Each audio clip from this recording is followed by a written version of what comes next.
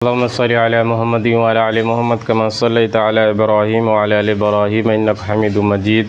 अल्लाहुम्मा बारिक अला मुहम्मद व अला आलि मुहम्मद कमा बारकता अला इब्राहीम व अला आलि इब्राहीम इन्नका हमीदुम मजीद। बिस्मिल्लाहिर्रहमानिर्रहीम। मेरे मोहतरम बुजुर्गों, दोस्तों, एक कहावत है कि इंसान पहाड़ को तोड़ सकता है लेकिन जिसके अंदर सब्र है उसकी हिम्मत को नहीं तोड़ सकता। ये कहावत बिल्कुल ही सही है कि जो सब्र करने वाला होता है अल्लाह के लिए, वो हर बड़ी से बड़ी मुसीबत को जो है वो उस बड़ी सी बड़ी मुसीबत को पार कर जाता है। अल्लाह की बड़ी सी बड़ी आजमाइश को जो है आजमाइश में सफल हो जाता है। और इस्लाम में और अल्लाह के करीब होने के लिए सब्र बहुत ज़रूरी है। दो चीज़ों का हमेशा साथ रहना ज़रूरी है, शुक्र और सब्र का। जब अल्लाह की नेमतें आए तो इंसान, अल्लाह का बंदा, अल्लाह का शुक्र अदा करे, और जब दुख मुसीबत आए तो अल्लाह के लिए सब्र करे, तभी उसकी ज़िंदगी की नैया पार होगी। क्योंकि ज़िंदगी जो है दो पहिए की तरह है। सब्र और शुक्र के साथ चलोगे तो इंसान की ज़िंदगी आसान बन जाती है। मैं आज ये बात किस लिए बोल रहा हूँ कि मैंने फ़ज़ाइल हज में से वाक़या पढ़ा। वाक़या ये है कि हज़रत, उनका नाम है अबुल हसन सिराज रहमतुल्लाह अलैह, वो जब हज को गए तो उनकी नज़र जो है एक हसीन औरत पर पड़ी और उसकी चमक और धमक और चेहरे की रौनक देखकर कहने लगे कि वो चेहरा है जिस पर कभी रंज और गम नहीं गुज़रा। ये इसकी रौनक इस वजह से।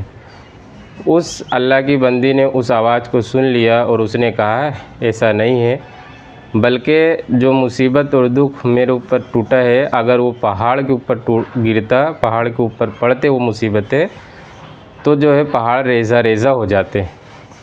तो हज़रत ने कहा कि तुझ पर क्या बीती, ज़रा मुझे भी बता। तो उस अल्लाह की बंदी ने बताया कि मेरे दो बच्चे थे, तीन बच्चे थे। एक दूध पीता हुआ बच्चा था और दो बड़े थे थोड़े। और बकरीद मेरे शौहर ने जो है एक बकरी ज़बह की, कुर्बानी की, बकरी या बकरा जो भी था उसकी कुर्बानी की, और मैंने जो है हांडी में गोश्त चढ़ा दिया। और उसके बाद जो है मेरे शौहर बाहर चले गए। मेरे दोनों बच्चे जो बड़े थे वो खेल रहे थे।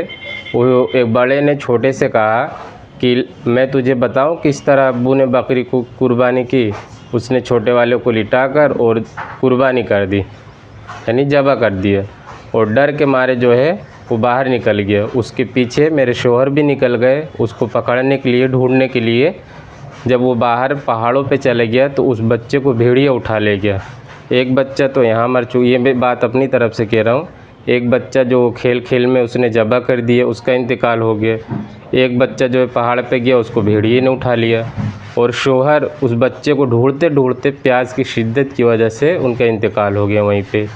और ये जो है औरत शौहर के इंतज़ार में बाहर दरवाजे पे चले गई कि कहीं से कुछ खबर मिले मेरे शौहर की। और इधर जो हांडी उबल रही थी, गोश्त हांडी में, वो इतना पक रहा था और उसके जो दूध पीता हुआ बच्चा था वो उसके पास घिसटते हुए चले गए और उसने हांडी को हिला दिया। और हांडी जो उबल रही थी उसके ऊपर गिरी तो हड्डी से जो है खाल अलग हो गई, गोश्त अलग हो गया और उसका वहीं इंतकाल हो गया। और ये सारी खबर जो है उनकी एक बच्ची थी, बेटी थी, जिसकी शादी हो चुकी थी, वो जो है अपने शौहर के वहाँ थी। वो उसने जब इस खबर को सुना तो उसका वहीं इंतकाल हो गया। इस सदमे को सुनकर, इस सदमे को बर्दाश्त नहीं कर पाई, इस वजह से उनका वहीं इंतकाल हो गया। तो उसने कहा, इन सारे मेरे परिवार को मुक़द्दर ने ले लिया और मुझको अकेला छोड़ दिया, ये क्या मुसीबत कम है। तो हज़रत ने कहा कि तुझे सब्र किस तरीके से आया, किस तरह से आया। उसने कहा कि अगर सब्र के अलावा कोई दूसरा रास्ता हो, मुझे फ़ायदा हो तो मैं वो करूँ, रंज और शिकवा करूँ, लेकिन फ़ायदा तो सब्र में ही, दुनिया का भी और आखिरत का भी। और उसने 3 शायर पढ़े जो मैं आपको सुनाना चाहता हूँ।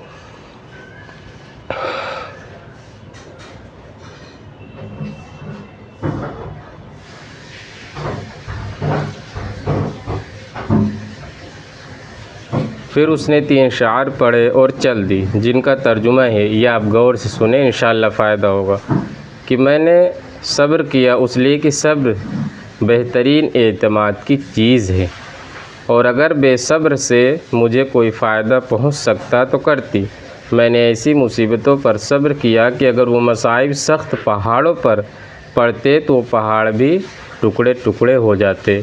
मैंने अपने आंसुओं पर कुदरत पाई, बस उनको निकलने से रोक दिया। वो अब आंसू अंदर ही अंदर मेरे दिल पर गिर रहे हैं। अल्लाह पाक इस वाक़ये से हमको सबक लेने की तौफ़ीक़ अता फ़रमाए, और अल्लाह पाक हमारे दिलों में, हमारे अंदर शुक्र और सब्र करने की तौफ़ीक़ अता फ़रमाए।